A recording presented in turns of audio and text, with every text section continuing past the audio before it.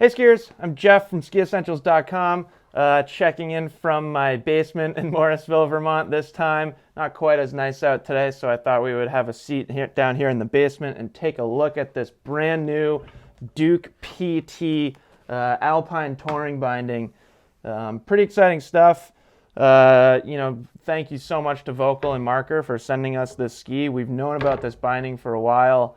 Hopefully you saw our video and article way back in, I think it was December maybe, or maybe January, where Marker introduced this binding, or they announced the binding rather. We did a quick video kind of chatting about it and our first impressions and our expectations. I got to see it for the first time in person at the Outdoor Retailer Trade Show. I'll try and throw some footage of that if you didn't catch that video when that released. So kind of got to play with it then, and yeah, we've now had a pair in our hands for a few weeks. Originally they were mounted to my boot sole length. There's actually 60 millimeters of range of adjustment in this heel piece, which is crazy. But even with that 60 millimeter range, I have a 20 or 285 boot sole length, and we actually had to remount it so Marcus could ski it.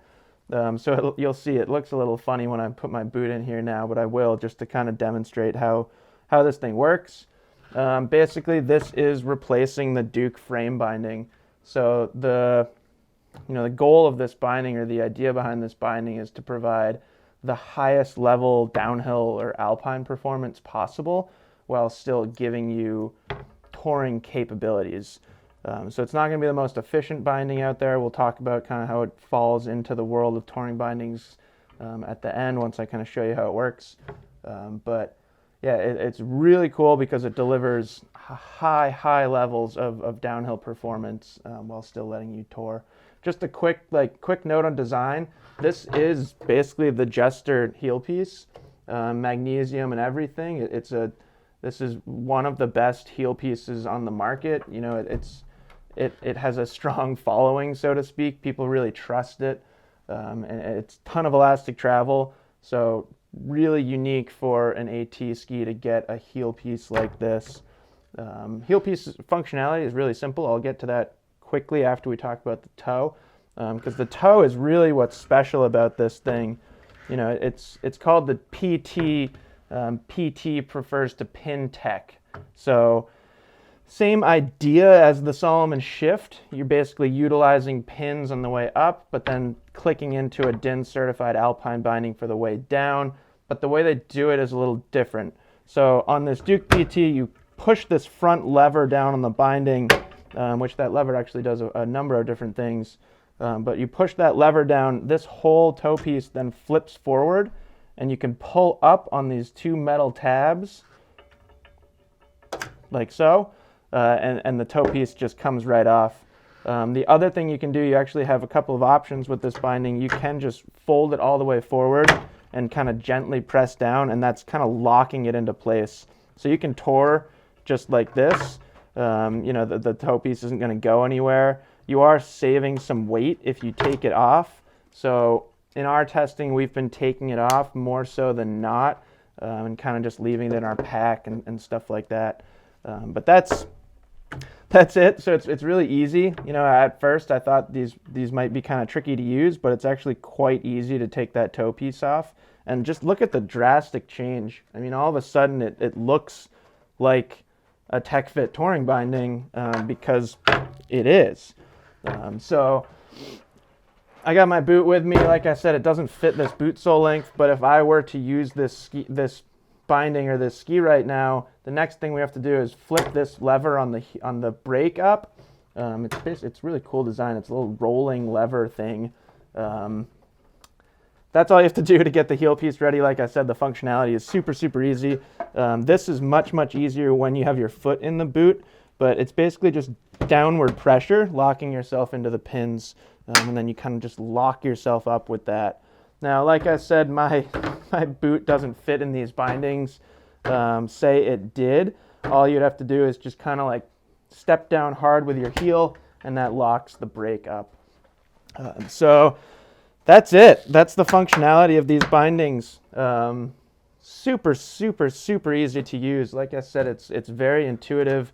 I thought they would be kind of tricky to use when I first saw them. And even when I first saw like techs playing with them, like at Outdoor Retailer, I was kind of watching some people play around with them, and it wasn't like looking super easy. But then when I got my hands on them finally and was able to kind of play around with them myself, they're actually really easy. So, I'm like putting the toe piece back on without saying anything. But all you do is you line it right back up where it was. It's pretty easy to do. I wanted it to kind of feel like it was clicking in place, but it doesn't. It kind of just like drops into place. And you push those two metal wings back down, and you just fold it back in, and you're ready to go. I mean, that's literally like that's it. So we just went from Alpine mode to touring mode and back to Alpine mode pretty darn quickly. Marcus and I had a conversation about this binding digitally earlier, kind of like Bob and I did with the Stance 102. I'm going to leave that at the end of my talking right now. That conversation ended up going a little longer than I thought it might, so instead of putting it in the middle of the video, I thought I'd just leave it at the end for those that want to watch it. But that's it. That's the Duke PT from Marker. I think it's safe and fair to say that this is for a non-frame touring binding. This is now offering the best downhill performance, at least the burliest and the most powerful. So if you're, dropping cliffs in the backcountry or hitting big jumps, or even if you're just like using it to like rip carving turns on a groomer day at the resort and you don't want to give up any Alpine performance, this is a really, really, really good option. Now, I think it's important to compare it to other bindings, and what I'm doing in my head is kind of drawing a spectrum from Kingpin 13, which is already more binding, so to speak, than your traditional TechFit pin bindings. But if you start at the Kingpin 13 and then draw a spectrum going through the shift and then up to this Duke PT 16, that's how I'm thinking of it. The Kingpin kind of leans. They're all three of those bindings are designed to do a little bit of everything, so to speak. So the Kingpin, it's DIN certified release. You can ski it in the resort, but it definitely leans more towards just pure touring use. And then this binding, on the other hand, it's starting to feel like it's leaning more towards the Alpine performance while still having pretty darn good uphill efficiency. It's a world of difference between the Duke frame binding and this. Like, I don't think anybody is going to want to tour on a Duke frame binding anymore now that this is an option. Just really impressive stuff. So that's it. I'll leave it there. Kind of keep this part short and sweet. If you want to keep watching and keep listening, you can hear Marcus and I chatting about it. Definitely leave any questions for us, whether it's on this video or on our website, on our blog, or give us a call, whatever.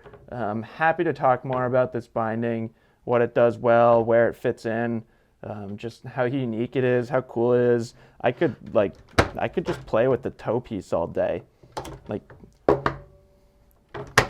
We're all basically stuck at home right now, so maybe I'll just hang out down here and play with the toe piece a bunch. Yeah, they're really cool. Very impressive product from Marker. Just hands down, great job to the engineers and product designers over there. And it's another new option in a rapidly growing and rapidly expanding touring segment, which is just really, really exciting to see. So I hope you enjoy Marcus and I chatting. And we probably won't see you on the slopes this year. Pretty much everything's all closed due to the coronavirus, but there's always next year, so we'll see you out there next year. Hey, Marcus, how you doing over there? Good. How are you? Hanging in there. Marcus, I thought it would be good if you and I chatted about these Duke PTs, because you have a few more days on these than I do. So let's start. I know you've got a bunch of different touring bindings in your quiver, so to speak. And I know you spend a lot of time Alpine touring. So let's start with just Alpine performance, or actually rather, let's start with uphill performance. Yeah, it's pretty cool and exciting. The Marker Duke PT is pretty cool new technology, similar to another brand that came out something a year ago. But the uphill performance is pretty good. I thought, I felt like I was in a tech binding going up the hill. Yep. Normal kind of stance, with a riser bar option, Yep. which was kind of interesting because I didn't really use the riser bar and we weren't going up super steep, but there were points where it was steep enough that I Yeah. So would, you get one climbing bar on there, just like a shift. yeah, I'm pretty sure it's the same degree too. I think it's a 10-degree climbing bar. yeah, So not as many climbing bar options as you get on some, maybe like a true tech fit binding if you've yeah, got multiple. But I think plenty. I agree. Like I often when I'm touring, I don't use climbing bars when I probably should be.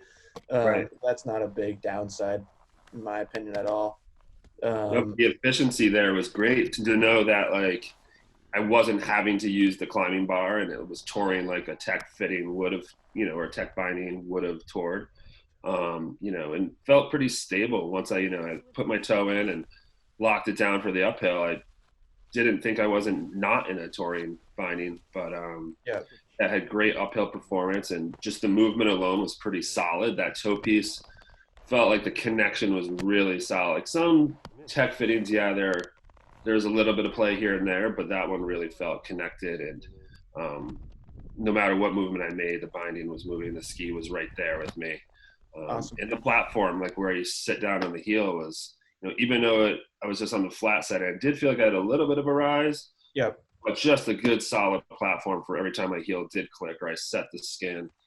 It was great. It was really solid. So awesome. Cool.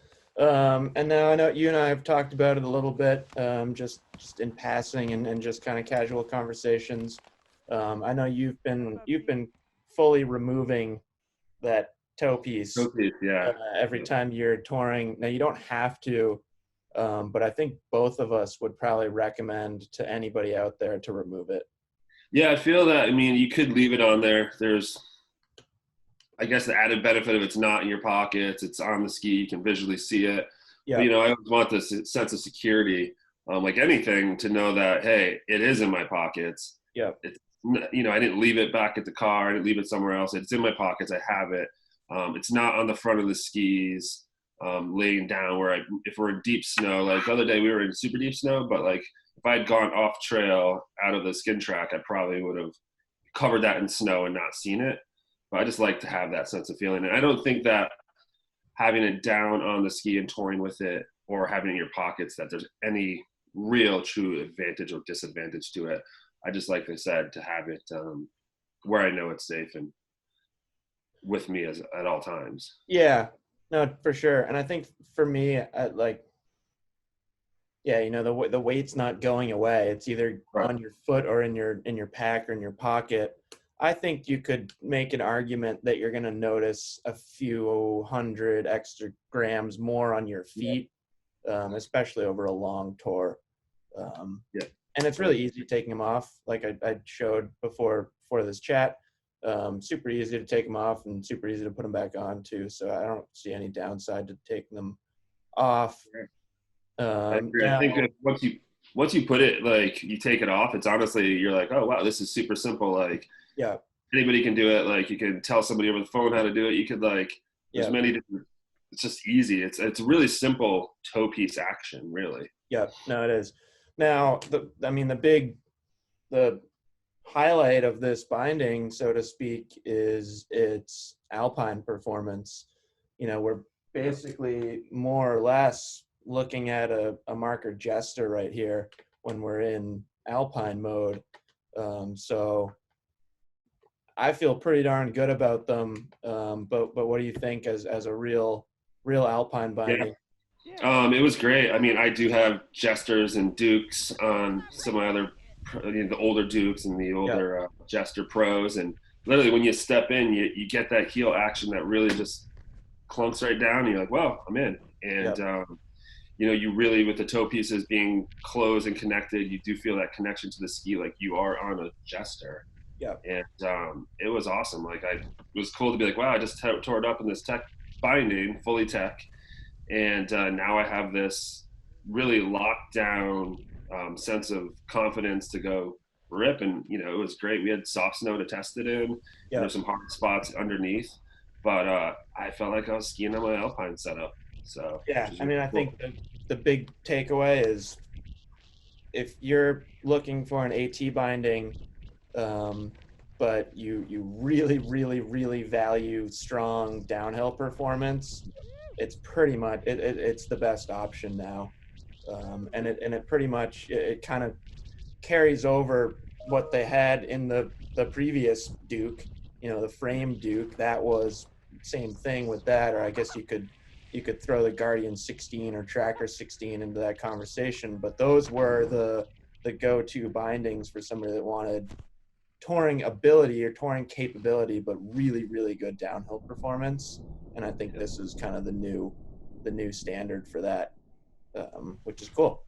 Yeah, I know it was really cool, and like I said, to have the efficiency to be in a more uphill tech fitting, which is cool because like in those old frame bindings, it was great, but you just didn't have the efficiency. And now to have that efficiency where you're like, okay, this is awesome, and then build that confidence on the way down that you're like, yeah, if I run into any mixed conditions and or these big mountain skiers go Right. off these cliffs or whatever they're doing, they do have the ability and the confidence to push this binding to another level. And with that heel, the way it's connected and there's zero movement, it's just a real sense of connectiveness to the ski. And yeah, there's 100% downhill binding right there on the way down. It was great. So Yep. fun. Cool. Well, Marcus, thank you for joining me and sharing your feedback on it. Really cool binding. Looking forward to skiing it more. We'll probably realistically be skiing it more next season at this point.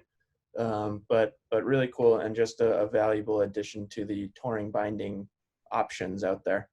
Yeah, and pushing new technology to another level. Yeah, Being definitely. innovative for sure. So, Awesome. Well, Marcus, enjoy the rest of your day. Jeff, Uh, you well, stay safe. yeah, we'll talk to you Yeah, soon. everybody. Bye.